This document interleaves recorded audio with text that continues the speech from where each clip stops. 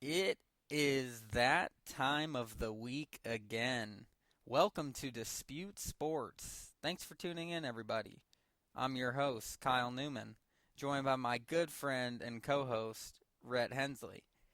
Today, we will discuss the NFL rule changes and highlight the latest NBA trades. Good morning, mi amigo. How are you doing today? I'm doing great. Doing great. It's a rainy morning. Just chilling here, ready to start. How are you? Hey, it is the same here. I'm doing great. It's a good day for a podcast. It's a good day for sports. A lot goes on in a week. I tell you what, I'm glad to be back. We're rolling. Do a little. Did you do a little inner tubing down at the lake? Yes, I did. Do a little jet skiing? I did, and I had a good time at Lake Cumberland. And I want to wish everyone a happy 4th of July. I hope that it was a good one and you got to enjoy the lake or something, get some fireworks. Rhett, I actually got to see some fireworks here in Bowling Green over at the Hot Rods minor league stadium, and Oh yeah. for the first time, I actually watched the New York City celebration with one of the most extravagant fireworks shows that I've ever seen, and they had concerts and it was great, but the That fireworks is show in the Hudson River was that unbelievable. So I was curious, that is did you phenomenal. see that or did you see some fireworks? Oh boy, I'm gonna tell you my stories about fireworks, man. Oh, please Me do. and Nate Warren, the good old fella. We went to go see some fireworks Saturday, and when we got there, the spot that we picked was blocking the view. So we skipped that day. We went to the next one, and we went to the lake this time. All right. Well, we didn't want to have all that traffic, blah blah blah. So we went to the other side of the lake, right in front of Four Winds, right in front of Four Winds. And you know what they And this did? is Lake They Monroe. shot it off directly. Yes, they shot it off directly to the right. We missed Oh, it again. no. You We got to be missed it kidding me. again. And then last night we went to DQ right before the fireworks show. Their line was like 45 minutes long. We missed it. Oh, jeez, right. That is just so unfortunate. Well, So, so no, no, no. We saw them in the distance. Well, that's good. That's good. I'll tell you, I was really impressed though. I didn't know that the NBC hosted a summer concert, 4th of July, sh once a year type of thing, and have a big firework display. It was unbelievable, right? I swear that it lasted almost an hour. I've never seen so many extravagant fireworks, and Oh, you had the city in the background too. I mean, it was just oh man, awesome. me and you saw some amazing fireworks on 4th of July, what, 4 years ago? Yeah, in Miami at the port. Yes, that was a nice Yes, waterfront show. It reminded me of that a bit. literally waterfront. Yeah, and with the city in the background and the lights, it was just awesome. So proud to be an American. So happy 4th to Yes, sir. everyone. Hope it was a good one. And I want to wish my father a happy 50th birthday, which is officially today. So we There got to you go, Dave. celebrate Happy together. 50th. Yes, happy 50th. You made it to the top of the hill, Pops. All right, Rhett Hensley. Let's get into some sports talk here. And we're talking NFL, baby, because before you know it, it's going to be here. And I'm excited because that means it's a new season for the Indianapolis Colts to make a playoff run after 2 years of missing the playoffs. But this segment, we're talking the NFL rule changes heading into this 2017-2018 season. And I'll tell you what, buddy, there There's are some some interesting ones. there are some interesting rules here and we're going to dive into them and give our take on them. And the first one that I want to talk about is the league on loosening the restrictions on touchdown celebrations because they did that. So just to give some background, so the owners back in Phoenix in March voted to approve 8 new rules for 2017. Now, they were pending until later, actually, in late May, the week before Memorial, the NFL Spring League meeting was held in Chicago, and the team owners voted officially on these rule changes. So we will highlight them starting No with, fun league. yeah, hey, come on, Rhett, very fun league. Don't be disrespectful. We're going to Oh start gosh. with this rule change on the touchdown celebrations. Okay, so what they've decided to do is make it a more fun league. They've decided to ease up on the penalties for on-field celebrations. I About love it, freaking Red. time. I love it. What they do not want to see is the Antonio Brown twerking. Anything that is too sexy, if you will, too Why flashy for can't you the twerk? eyes. So I understand that, and I'm okay with that. There needs to be a cutoff somewhere, but I am very happy to see this, and it is about time that they lightened up on these touchdown celebrations. So I love this. Players have a lot more Yeah, freedom. What do you think? there were only 30 such penalties last season for the anti-rule celebration out of 40,000 plays. Um, it really sounds like they loosened it up last year, also, from the year before. So, I'm liking the direction that they're heading for sure. But, they definitely got to do some stuff in the future to keep it going because I don't want to see them resort back to the same old ways because they were heading down a rough patch, Kyle. Yes, they were, and I think it would be hard as an NFL fan not to like this. Most people like seeing the touchdown celebrations, except maybe our grandparents' Oh generation. yeah, I like to do it with them. Yeah, well, the thing is, it brings excitement to the game. After all, I mean, these players they want to celebrate. After they score a touchdown, they're hyped, have a lot of momentum, they have a lot of energy, and they want to release it. And I'm okay with that. But I'm also okay with there being a limit. I think there's things that are too aggressive toward the viewers or the fans that is understandable. Taunting, I'm not okay with that. I like seeing what they've Let's done. donate Ezekiel. Yeah, I think maybe he's one of those players that falls into that category He with the Antonio Brown. he can't donate himself to the Salvation Army. Are you kidding me? No, he's What? I mean, you know I how much give money him he raised for the Salvation I Army? give him that. I do, but as far as the touchdown Uh, celebrations, Rhett, he absolutely falls in that category as one of those players that might go above and beyond and might have a little more you're saying leeway. that because he gets too many touchdowns. I am not saying it because of that. But Oh yes, gosh. that was one of the big rule changes for this year that highlighted this meeting. So good to see that approved. Let's move on from that one.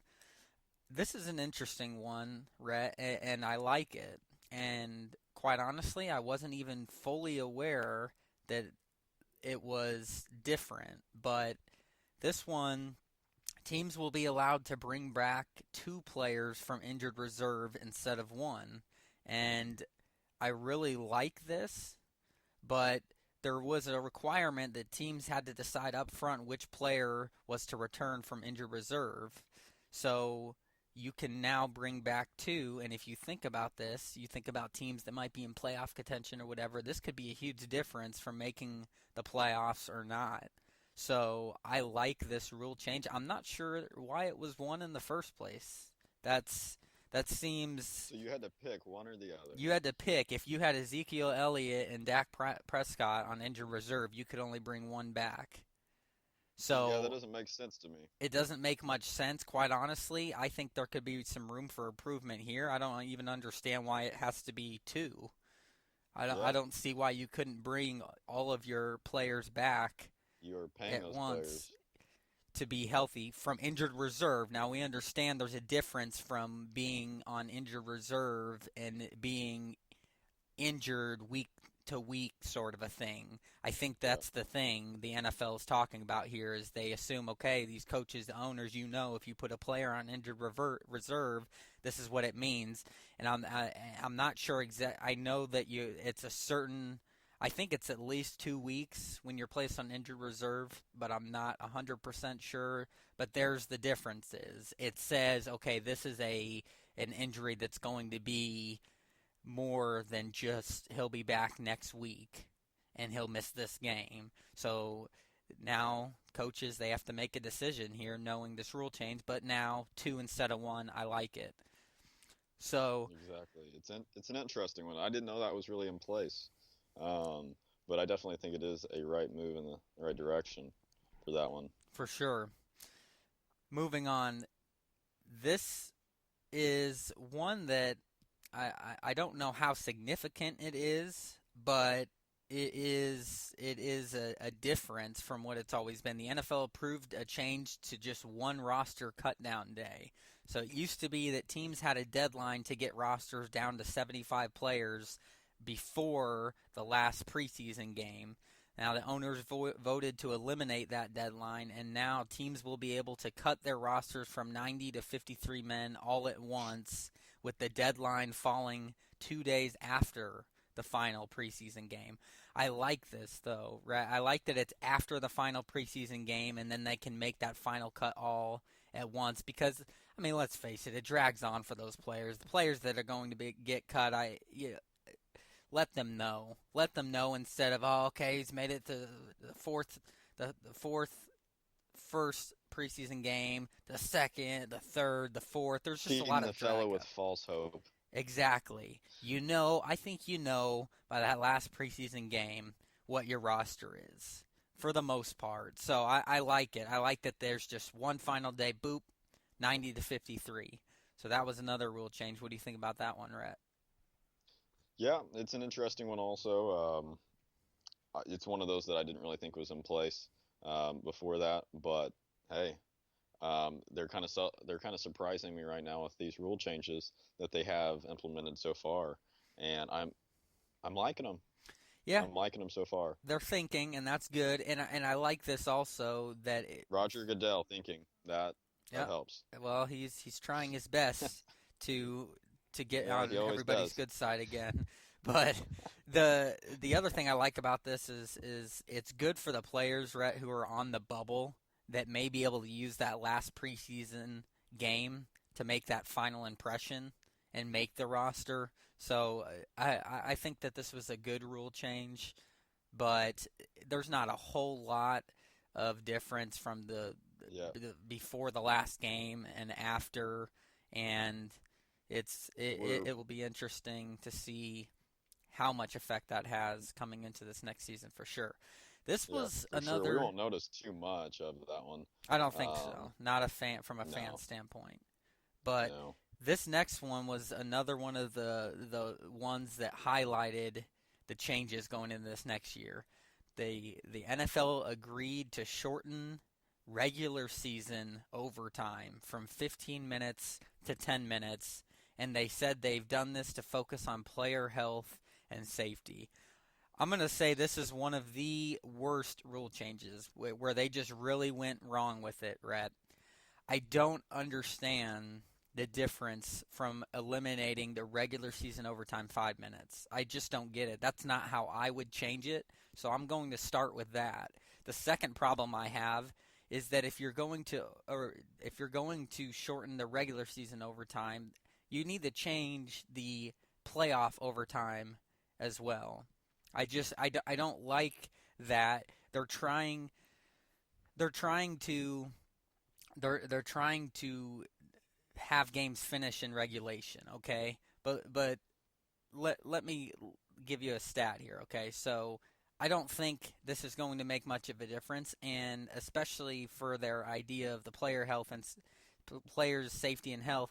Over the past 5 seasons, only 26.5% of overtime games went longer than 10 minutes. So if just over a quarter of the games that went to overtime were longer than 10 minutes, why shorten the regular season overtime down to 10 minutes? I just think it was insignificant, right? And that's not how I would change the overtime. So, Yeah, and what do you think? it's definitely one thing that they couldn't change for the playoffs just because it's sudden death. You have to have a winner in the playoffs, and it really wouldn't even matter to drop it 5 minutes. It's like, oh well, if they do, then it would just roll over. It'd just go to the second overtime. Um, but yeah, I don't like it either, Kyle. I think it's kind of dumb. It's not really going to change too much, but what we had like six overtime games last season Yeah, that were more than 10 minutes. So insignificant. And yeah, the other issue is too is I think that they're trying to have teams win in regulation and there not be ties and I get the tie. I don't want to see ties. That's the big thing. And this is another thing that shortening that overtime I think is going to make it more likely there's going to be a tie because yeah, these teams 10 minutes is when teams are running the ball in overtime and all is not a whole lot of time. You know what I want to see, Rhett, and I'm going to make this final push, this final point here on this. What I want to see with the overtime is I want to see college football overtime, and I'm going to want to see it until it happens, where both teams get a possession on the 25-yard line to score, and then I think you really get your true winner, and I do think it helps speed it up because even in college, it's very rare to have the 2, 3, 4 overtimes. And you know why? Because after that second overtime, you have to go for two. So it makes things interesting, and I really like it. And if it's, because it's the NFL, you want to make it from the 40-yard line, make it a little more difficult, whatever. But it gives teams a more fair chance, and I think it's more exciting because too many teams are conservative in overtime. And I think that you'll get your true winner quicker, Rhett, and that's what I want to see. I want to see the overtime change to that. I don't know about you, but this isn't doing it for me the NFL's way. yeah, I feel you for sure. And one thing that I don't like is ties. I can't stand it. It's not fun to watch, and I really think that we had a increase in ties last season. If I I think don't remember where there correct, were if I can two. remember correctly, two or three. And the thing is, the way that I remember it, it was like back to back to back, um, like with the weeks when they happened too. But yeah, I'm not a big fan of it, Kyle. Games in sports were not meant to have ties. You're supposed to have a winner and a loser. And Exactly. yes, it was the Panthers and the Bengals. So there were two ties last year, and I just it just it's not like you said fun to watch, and I don't think that this helps that. If anything, I think this might make it worse. Yeah, Rhett? I mean, yeah, fans sitting there on the edge of the seat in overtime, and then they're walking out of the stadium with a freaking tie. You know how ticked off I'd be? Oh Like yeah, that sounds terrible. no Would doubt not about it. enjoy it. No doubt about it. And it looks like actually as I'm doing my research, Rhett, it looks like maybe there was just one tie last year, but it was the first, and that was between the Panthers and the Bengals, but it looks like the NFL made history by the first time in the NFL history that there was a tie in 3 consecutive seasons. That's a problem to me. There should Yeah. not be ties like that. And you know what? It affects teams in their playoff race, and it makes things a whole lot more complicated when there's a tie. I don't like it. I'd like to see more change. So that was one of the other rule changes, Rhett, that highlighted this meeting, and I'm not a fan of it, and it sounds like you agree with that. And besides that, those were basically, from a fan's standpoint, the biggest rule changes. There were some other small ones, like the league won't allow teams to negotiate with coaches who are still in the playoffs, and the league loosened standard for GM interviews, which for us is irrelevant unless we become a GM or want to someday. But Yeah, though that one with the league not allowing teams to negotiate with coaches who are still in the playoffs is interesting, but I agree with it, Rhett. I think it's the right thing and respectful for those coaches that are coaching their team in the playoffs. Wait till the season's I, over. I I feel don't like have a that's how problem most with that. sports are, really. Even college, because we saw, Indiana waiting to talk to Steve Alford. He was waiting until the end of the season also. Mm, I think yep, that's a good choice. So, yep, agreed. And so that is what we have to look forward to with oh yeah, the NFL season quickly approaching, Rhett. Preseason starting next month, and I am excited to see what will happen this year in the NFL. Will my Colts make the playoffs after missing the last 2 years? Will your Cowboys make another playoff run, potentially the Super Bowl like I predicted? We will see. I know you want to see it, but it's always a can't great wait. it's always a great time of the year when we can start talking football again. So, Exactly. I'm I'm glad. ready for some Cowboys to start up. Well, that will do the NFL talk, and we transition now into the NBA because there's a lot that has gone on since the free agency began on Saturday, July 1st. Rhett Hensley, and so we will talk about these latest trades, what's been going on, NBA off season. But first, we have to acknowledge the NBA MVP for 2017, and it is Mr. Russell Westbrook himself. He beats out Kawhi Leonard and James Harden for his first career MVP award. Happy for him. Before I give Good you some job. Yep. stats, Rhett Hensley, you think they got it right? Russell Oh Westbrook heck yeah. MVP. To be honest, I wasn't even putting James Harden in really the category with me. Um, I think that Russell Westbrook, just came out and balled, just absolutely balled this year.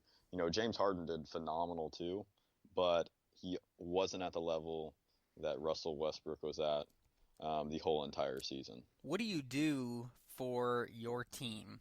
That's most valuable player. How much of an impact do you have? And Russell Westbrook's team was not even close to as good as the Houston Rockets were and that roster that James Harden had. I was definitely okay with it, happy for him, and Oh here's yeah. some stats.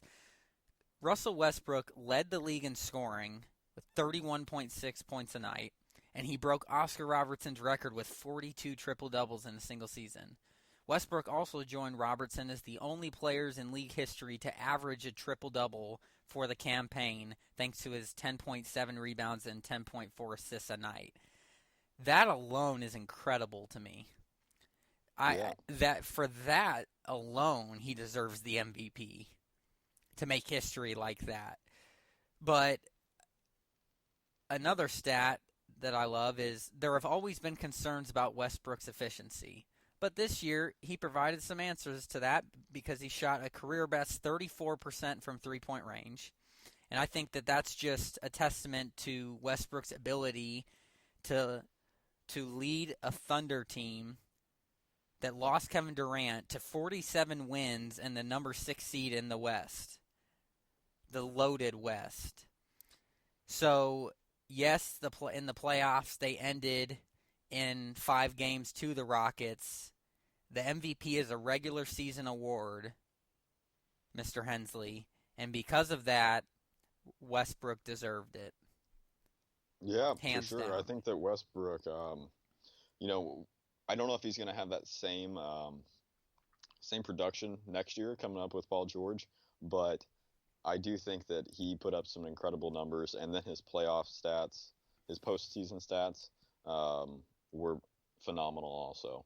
What, 37.4 points, 11.6 rebounds, and 10.8 assists. Just a monster. Just incredible.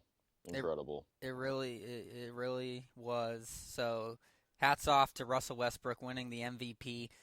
All right, let's get into the latest trades that have happened. It's amazing to me, Rhett. In 4 or 5 days, how much has already happened. So let's go through it, and let's start with the latest one. Broke yesterday. The Boston Celtics signed Gordon Hayward to a 4-year, $128 million contract. This was a great move for the Celtics. I think a lot of people saw it coming. Tough loss for the Jazz, but this just added to the depth of this Celtics roster and what Danny Ainge is trying to do there. So huge, huge win for the Celtics here. You like it, Rhett? Yeah. Oh man, I love it. Jason Tatum is going to be phenomenal with that team. Gordon Hayward is just the man. So I think that they're going to have a phenomenal team next season, and I'm looking forward to Gordon Hayward finally being in the East. Yeah, it's fitting and I mean, and who got information about Utah? I mean, you just didn't hear much about over there. You So didn't, and they had a good year this last year, and that's why it's even tougher loss for them to lose their best player, but certainly a win for the Celtics. There was a three-team trade between the Clippers, the Nuggets, and the Hawks. The Clippers signed Danilo Gallinari to a 3-year, $65 million contract. The Denver Nuggets acquire Washington's 2019 second-round pick. But the Hawks are the real winners in my mind, right? Because they acquire Jamal Crawford, Mr. Sixth Man of the Year. It seems every year, man. Diamond Stone, great young player, and Houston's 2018 first-round pick. So I think that the Hawks are big winners here, Rhett. What do you think about this trade?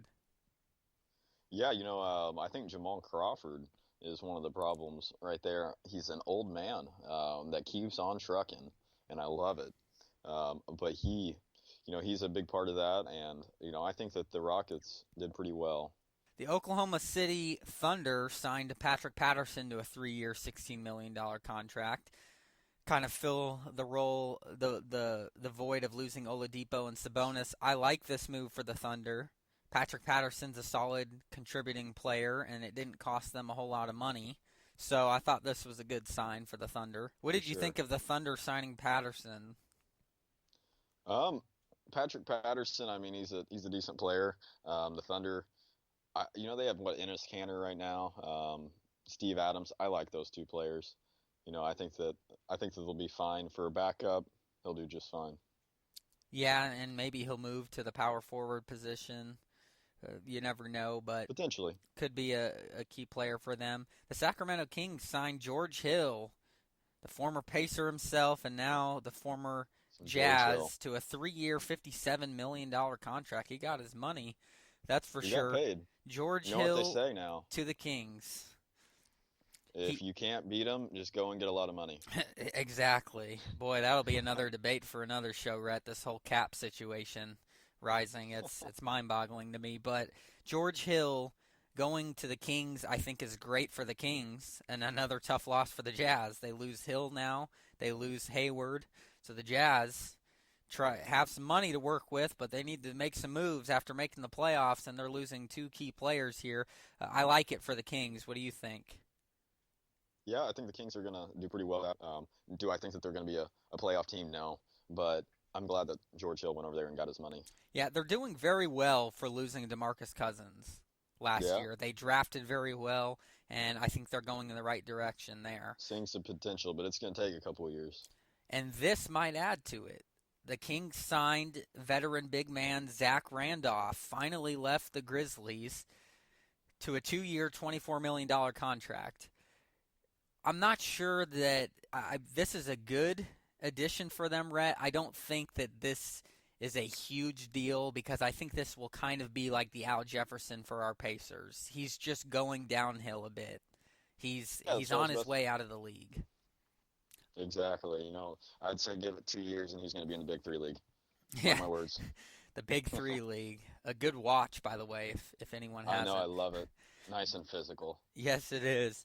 So, moving on, the Golden State Warriors have signed their big four man, Kevin Durant, to a 2-year, $53 million contract. Took less money to stay there. Obviously, a win for the Warriors. Understand Kevin Durant taking less to stay there, and it was just the situation, and he likes it there, and I think it was obviously a big win. They had to keep Kevin Durant for sure. Oh, yeah, for sure. And hey, you can't forget about Steph Curry getting paid either. Oh So no, yeah, that man is rolling in it now. we will get down to that because yes, he did. Paul Millsap was not a part of that three-team trade. The Denver Nuggets ended up signing Millsap to a 3-year, $90 million contract. So they just signed him.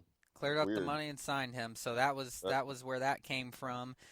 The Toronto Raptors, boy, did they pay their point guard Kyle Lowry. Signed him to a 3-year, $100 million contract. Rhett, I think it not was a worth it. I think it was a good move for them to sign him because he has improved. He's still putting up good numbers, but that's a lot of money. Man, that is a lot of It's a lot of money for money. Kyle Lowry. What, Nothing, $33 nothing million to sneeze a at. year basically. I think that shows that they just did not want to lose him. So I think it was good for them to keep him because they still have a very competitive team there in Toronto. So I thought it was a good sign for them, a good signing, but yeah, everyone's getting overpaid with this new salary cap increase and tax Everybody, yeah. increase. So I'm not Ridiculous. as taken back by the money because of where it's going. But what do you think, Raptors signing Lowry? I think it was a little dumb. I don't like that price point, 33 million. But that is the way the league is going now. Do I think that that guy deserves it? Yeah, he deserves a little less than that, but 33 million is a lot of money.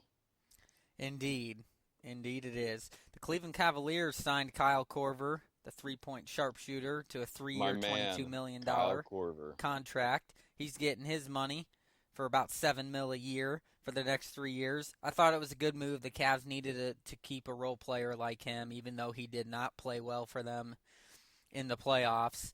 But good signing for them there. Yeah, for sure. And I'm still holding out for the Pacers to get in him some point in time. Keep Kyle holding Korver, out. whoop whoop. We'll be discussing the Pacers here very shortly. Yeah, and The I'm ready. Toronto the Toronto Raptors signed Serge Ibaka to a 3-year, $65 million contract. I love this signing for the Raptors. They brought him in last year. Very still has a lot of talent, still young enough, and he contributes very well, especially on the defensive end. But now he can shoot the three. They had to keep him, and again, try and keep that roster together. I like this signing from the Raptors. Oh yeah, for sure. I think they're trying to keep that little core together. Um, do I? They'll be one of the better teams in the Eastern Conference for sure, but they won't be able to go up against the Warriors or anything like that. No, baby steps here, Rhett. Baby Baby steps. steps. The Minnesota Timberwolves signed Taj Gibson to a 2-year, $28 million contract.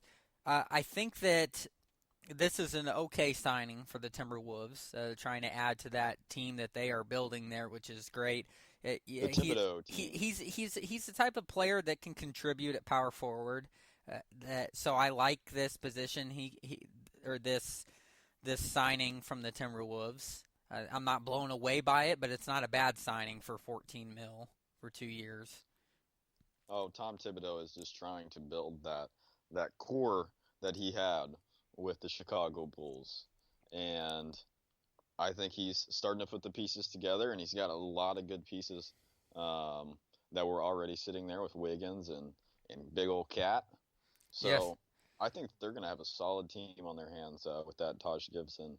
Um, what was it? Was that a trade or was that a No, signing? they signed him for They 14 signed mil him a year next 14 2 years. million a year. That's kind of crazy to think about, but Again, yeah, this they will be money, pretty solid. it's almost I like we know it's can't hard pay to get used attention to. to it. It's and I I know. will hopefully we'll see some change with that soon. But again, another topic for another show. The Washington Wizards signed Jody Meeks to a 2-year, $7 million contract. The Houston Rockets signed PJ Tucker to a 4-year, $32 million contract. This was an interesting signing for the Rockets, who needed to have another guard, and particularly this guy plays some good defense. So I thought it was a good signing, but they did get Chris Paul, so it's a little mind-boggling. It's a But I little think crazy. they're thinking off the bench, and I think he can contribute. So pretty good signing there for the Yeah, Rockets. yeah, for sure. And I think that the Clippers did pretty decent with getting Patrick Beverly and Lou Williams too. So Yes. Yes, for Patrick sure. Beverly's a good player. The Golden State Warriors signed Andre Iguodala to a 3-year, $48 million contract. Boy, he keeps getting older and he keeps making his money, and he Yeah, keeps contributing to this Warriors team. So I'm a little surprised, though, Rhett, that they didn't want to go and clear up his contract and that money because that seems like a lot of money for a role player like him who's getting up there. But he's but been part of this core and he contributes well. I think that they're thinking on the back end of Kevin Durant, either getting hurt or sitting out during the playoffs, and potentially having somebody that'll be able to stop LeBron James. Um, if they do make it back to the finals, and I think that that's what they're really banking on. Yeah, yeah, I think so too. The Utah Jazz signed Joe Ingles to a 4-year, $52 million contract. The Philadelphia 76ers signed J.J. Redick to a 1-year, $23 million contract. Boy, did the Sixers win here, and the Clippers once again lost on another player. I don't know what they're doing there. I don't know how they let the sharpshooting veteran go, but this was a great signing for the Philadelphia 76ers. Tell you what, Kyle, the Philadelphia 76ers are looking sharp, and Yes, I they like are. it. I like it. Yeah, good signing there. The New Orleans Pelicans signed Drew Holiday to a 5-year, $126 million contract. Boy, is that a lot of money for Drew Holiday. Good player, solid starter. I don't know if he's worth that much money, but the Pelicans are trying to add to what they have there with Cousins and Davis, and they needed a point guard, and they kept Drew Holiday. I like this signing, Rhett. Just a lot of money. Yeah, it's a lot of money, and I personally don't think he's worth it. We'll see how he pans out this year. Yeah, no doubt about that. The Golden State Warriors mentioned the money Steph Curry got. They signed him to the richest contract in NBA history 5 years, $201 million. There's not much else to say about this besides that's a lot of money. They weren't letting Steph Curry go. He had to stay, and they had to sign him to the max contract. Oh yeah, Nicely they done, Steph Curry. they slapped that contract on that Chef Curry, Yes, and they they did. are ready. Served it up Chef Boyardee style. That was Exactly, I love it. excellent for I was them. trying to go with something along the lines of that. Totally failed. That's okay. I got your back. The LA Clippers signed Blake Griffin to a 5-year, $173 million contract. I'll tell you what, there was a lot of speculation if Blake Griffin would leave LA as well as Chris Paul, and they were able to keep him. They had to sign him basically to a max contract, Rhett. That's a lot of money for Blake Griffin. I think the Yeah, Clippers are going in the wrong direction here. This is a guy who can't stay healthy. And is he still young enough where he contributes at that power forward position? Yes. But again, the health concerns me, and that is a big commitment to a player like that. I wouldn't have done it and I wouldn't have wanted that if that was the Pacers. So, no, you a know, little pricey. I don't think that For that's a huge. I mean, I think keeping him is good for them. They don't lose everybody, but I think that's a lot of money. Yeah, potentially, I think that they should have just started that rebuild because he is an injury-prone player. He does contribute quite a bit, but that's still a lot of money for somebody who gets injured. Yes, it is. The Minnesota Timberwolves sign our former Pacer, Jeff Teague, to a 3-year, $57 million contract. A loss for the Pacers, Rhett, and a gain for the Timberwolves, who are just really rolling right now in this offseason. By I, far, the best off-season moves have been by the Minnesota Timberwolves. yes, that They, roster is coming along. I tell you what, Rhett, I think that this getting Jeff Teague here, I'm going on record and saying it. Minnesota Timberwolves are making the playoffs next year in the West. oh yeah, for sure, they'll be in the playoffs. The Timberwolves, love it, Good love for it. them. The San Antonio Spurs signed Patty Mills to a 4-year, $50 million contract. This was good for the Spurs. Patty Mills continues to contribute for that team, and they love players like that. Quite a bit of money, but it's a good signing for them, I think. What about you? Yeah, Patty Mills. I mean, he's a good player. The Spurs, I mean, he's been with the Spurs for a long time, and I think that it's time for him to get paid. Yeah, no doubt about that. The Milwaukee Bucks signed Tony Snell to a 4-year, $46 million contract. The Golden State Warriors signed Sean Livingston to a 3-year, $24 million contract. Again, I think this is a great signing from the Warriors. This is a point guard with length that has continued to contribute and has been with this core. I think that's a great signing for the Warriors. Keeping it together. I like it. The Bulls signed Cristiano Felicio to a 4-year, $32 million contract. And then the trade that everybody was in awe Was about. waiting around the clock, What watching were their the Pacers phones. going to do? Surely Kevin Pritchard, the GM, as he said, I'm only going to do what's right for the Indiana Pacers, and I'm not going to take something that isn't good for us, that doesn't give us assets. Well, I don't know what he had that day and then woke up with the next. He But must have had a sour cup of coffee. mind-boggling. The Oklahoma City and the Indiana Pacers made a trade. The Thunder get Paul George. We lose our potential next Reggie Miller. Very sad. And the Pacers in return get Victor Oladipo and Domantas Sabonis. I'll tell you what, this is phenomenal for the Thunder. A+ for them getting Paul George with Russell Westbrook. This is a loss for the Pacers, though I'm not going to go as disrespectful as you are, Rhett, with I'll the give the Pacers players. a D plus. I will give the Pacers a C for this trade. They get young talent in Sabonis. They get Victor Oladipo, Mr. Hoosier himself, comes back home and I think will be a key contributing player. The problem I have with it is I don't think it's enough for Paul George. That's the problem I have with it. Look, Oladipo has had a solid career so far since he came out of IU. He's averaging 16 points a game for his career. For the Thunder and the Magic, he's averaged right at that number. He averages 4 to 5 rebounds a game and 4 assists. That's a great stat line for a player who will come and make an immediate impact.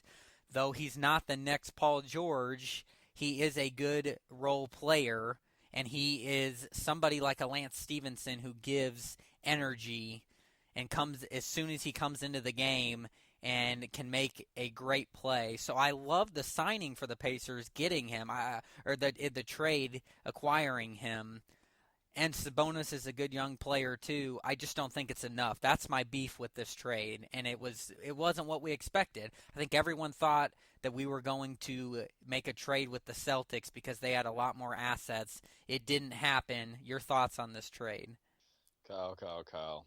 My thoughts on this trade. The man has been in the league 4 years. He is 25 years of age, and he averaged 10 points, almost 6 rebounds, 2 assists in the postseason for Victor Oladipo. And I can tell you right now that I do not think that that was enough for Paul George. Um, Even for the young gun, I'm not even going to butcher his name, but I am I'm still annoyed with the whole Pacers trade. I think that was a terrible move. There was so much more on the table that was offered. Victor Domantas Oladipo, I do not, Sabonis. and I love the name. Just not gonna say it. Rhett, I have a problem with you disrespecting Oladipo. I understand. I do not want him. I I do not want him. understand wanting more for Paul George because I agree with that. We got 2 players for a player who deserved at least 3, in my opinion. But don't disrespect the He's former not helping Hoosier our organization. because Victor He will not help us. Oladipo will come in and start and have an immediate impact on this team. Again, Well, hell yeah, he should yes, because we just lost a last small forward. last year, yeah, I'm not giving him B for averaging 10 points in the playoffs. He came into a Thunder team that was primarily Russell Westbrook. But they have Again, nobody on 16 points a game for a man who's 25 years old. This is a player who will probably on our team go from 16 points a game to 21. This is a player crazy. that is a He just great lost his contributor. marbles, people. He is a great contributor to a team. He's an unselfish player. He stays relatively healthy. He had one season with the Magic where he wasn't healthy the whole year, but this is a player that I love in Indiana. He fits the Pacers, but it just is not enough. So we'll leave that one there and continue on here. The Utah Jazz and the Timberwolves made a trade. The Utah Jazz get Ricky Rubio. The Timberwolves get Oklahoma City's lottery-protected 2018 first-round pick. Big, big win here for the Jazz, Rhett. Oh yeah, for sure. I think that the Jazz are, they're trying to refill that Gordon Hayward pieces that are floating off the table, but we'll see. They're not going to be a team that's going to be doing anything in the future.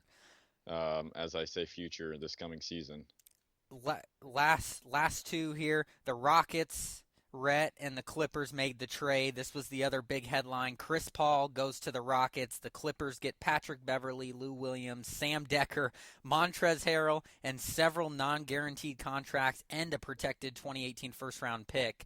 This was a huge win for the Rockets, big loss for the Clippers. What do you think about this one here? Oh, Clippers, Clippers, Clippers. Big losses for them all the time, I'll tell you what. But Patrick Beverley, amazing defender. I think that they're really getting something there. But Lou Williams, he is a big contributor too, as you saw from last season. I'll tell you what, he was always on my fantasy team, killing it. But I think the Clippers, did pretty well on this one. Yes, no doubt. And lastly, Rhett, Finally, because one last thing, because they pretty well dropped the ball in the offseason so far. yes, they have for sure. And then Rhett, our Pacers signed Darren Collison to a 2-year contract, bringing old DC back. He averages 13 points a game for his career. I like the signing, Rhett. The Pacers still need to do more, though. Your thoughts on that? On my thoughts on that, all I can say is I hope that we have our draft picks for this coming season. That's fair enough. And then before we close it out, we have to keep the tradition alive, Rhett Hensley, with no disputing. We give you facts that hopefully you've never heard and you're in awe. And I will kick it off. With the final pick of the 1983 NBA draft, the Philadelphia 76ers owner Harold Katz took a 49-year-old Norman Horvitz out of the Philadelphia College of Pharmacy. There are different rumors about the connection between Katz and Horvitz, though one holds that they were poker buddies. Horvitz's stats as the draft's Mr. Irrelevant was noted unironically by contemporary newspaper accounts. I had no idea about this, Rhett, that the Sixers signed a 49-year-old out of the College of Pharmacy in Philadelphia. I had no clue. That is crazy. Yes, it is. That is an interesting one, Kyle. You dug pretty deep on that one. I did. Like Let's see how deep you dug here. What's yours? I didn't dig too deep. I didn't dig too deep, but it's an interesting one. And you're gonna know this. This was back, I think, right around 2011, in December of the NBA lockout. There was a trade that got denied, and I think I know that you know. Chris Paul being traded to the Lakers, the trade being denied. How crazy is this to think, Kyle, that today that trade got denied? And giving the reason behind this, David Stern said that he just did not want to deal with it. Well, I guess that just goes to show that David Stern being out of the NBA is good for the NBA. Exactly. And one of the best things about this, it was a 3-team trade. And can you tell me who was a part of that 3-team trade? The Houston Rockets. What comes around goes around. I know. It's kind of crazy. They were one of the teams that weren't going to get him during that trade, but they were still a part of that deal. But now it's just totally flipped. And now he's going to the Houston Rockets. It's an interesting one, fellas. Yes, it is. I love it, and that was no disputing. And that does it for today's show. Thanks for listening, everybody. Don't forget, you can now subscribe to our podcast on iTunes and have every episode available to you as soon as they are posted each week, right on your smartphone or tablet. You can also catch all of our podcasts on our website, DisputeSports.com. Follow us on Twitter at DisputeSports1, at Kyle M. Neumann, at Rhett Hensley, and like and follow our Facebook page at Dispute Sports. Until next week, remember, Dispute Sports, anything sports, anytime, anywhere. Have a great day.